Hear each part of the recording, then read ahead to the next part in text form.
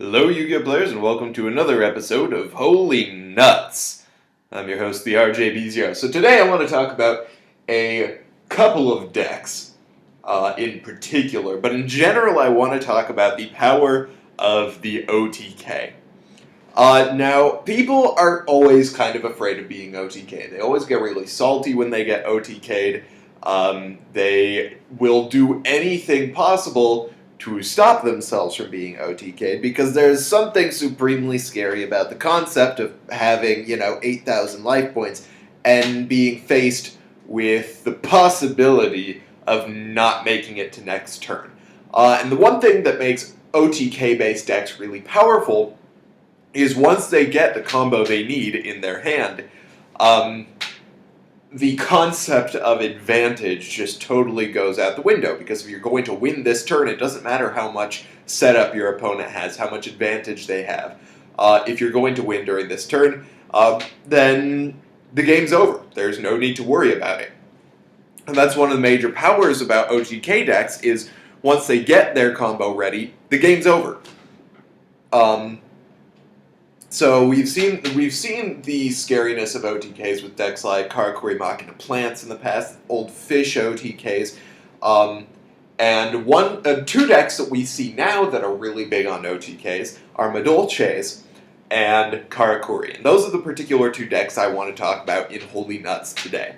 So one of the reasons why these two very good decks have actually seen a lot of play this format is A, because they can OTK, and B, because they're relatively consistent decks, and they're really easy to get their really good combos off.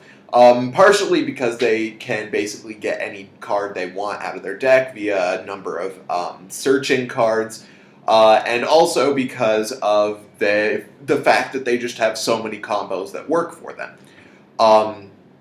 So for Madolches, they've got a number of combos involving Messengelato and Mufei, which allows Messengelato to grab either Chateau or Ticket, whichever you're lacking. It tends to be that you have one of the two in your hand at the time that you start the combo, at which point you put those two cards on the board. And the thing about Chateau and Ticket is they do what I always talk about. Now, one of the things I always talk about when I'm talking about a good deck is, do they have cards that abuse the basic mechanics of the deck? And that's exactly what Chateau and Ticket do. Chateau basically makes so that if your monsters are destroyed, they just go back to your hand.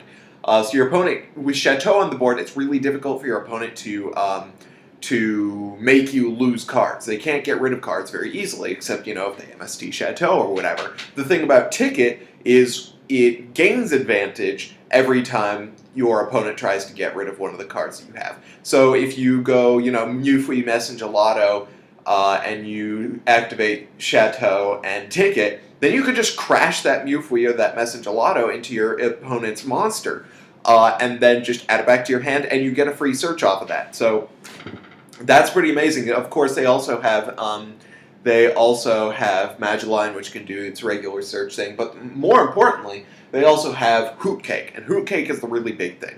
Now, one thing people have been talking about, and I think this is actually kind of understandable, is hitting Madolches on the ban list. If they're going to hit Karakuris, it kind of makes sense for them to also hit Madolches. And I did predict in my ban list according to Logic video that it would make sense for them to hit Karakuri Shogun Bure, since that's the main aspect of the big Karakuri combos that are going around now.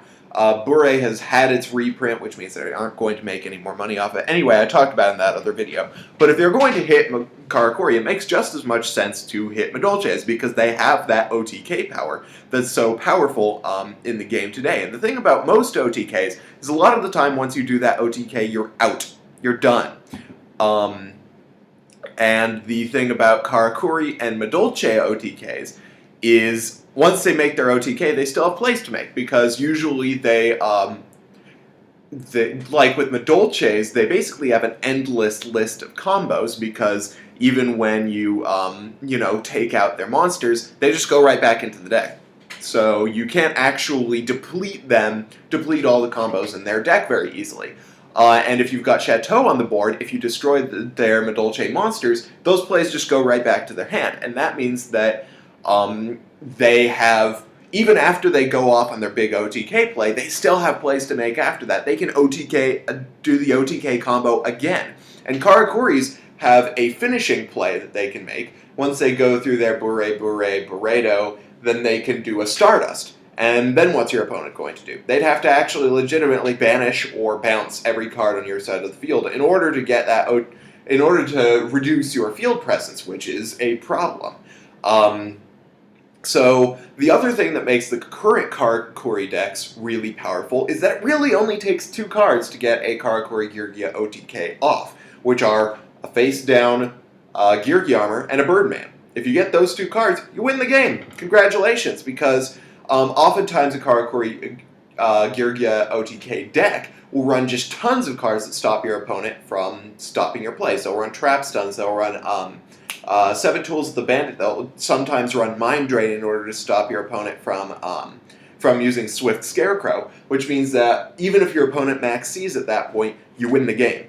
So that is really the power of Madolches and Karakuris right now, and the reason why they're actually seeing consistent tops. The other deal is that they have the power to run Gozen Match, which is really powerful against dragons, and they also can run Imperial Iron Wall. I mean, Madolches do use Hoot Cake, but a really smart Madolche player can pilot the deck with an Imperial Iron Wall and still win the game. Because, you know, your opponent's always going to try and MST that Iron Wall in order to get it off the field, etc. And once they do that, you can just OTK them right there. So that is what I wanted to talk about with Madolches and Karakuris today. Do you guys think that either deck is going to get hit? I personally think that Karakuri is definitely going to hit. And if they do hit Madolches, they'll probably limit Hoot Cake. Because it's the card that special summons from the deck, and it's essentially the thing that makes the OTKs work. A lot of people are saying Invoker, which is definitely a possibility since since a lot of the time Konami has been hitting extra deck cards, especially if they summon from the deck. Case in point, Zen Mighty. But you know, these are discussions we need to have. So hit that comment section below. Meanwhile, thank you guys for watching. I hope you guys liked this video. If you did, hit that thumbs up button. If you didn't, let me know why in the comment section below. And then subscribe for more discussion, analysis, and general Yu-Gi-Oh! Shenanigans. Meanwhile, thank you guys for watching Yu-Gi-Oh! and Business Casual. I'm your host, the RJB0, and I gotta jet. See you guys.